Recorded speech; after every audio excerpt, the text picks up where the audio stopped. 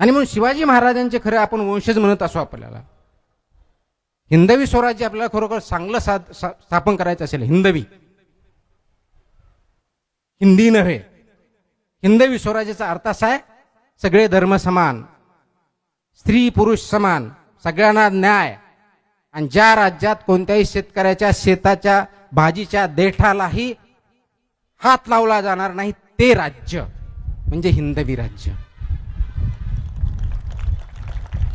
आज आपण उलट्या दिशेने चाललोय आणि याच्यावरती विचार करण्याची, पॉज करण्याची आपल्याला गरज पडलेली, ती आपण केली पाहिजे असं मला वाटतं. बऱ्याच वेळेस असा प्रश्न येतो की ते शिवाजी महाराज होते म्हणून त्यांनी केलं. मी कुठं शिवाजी महाराज आहे? कारण आजकाल तर आपल्याला शिवाजी जन्म दुसऱ्याच्या घरी हेच वाटतं. तुकाराम मुंडे ग्रेट आहे, आमच्याकडे नको, दुसरीकडे जा.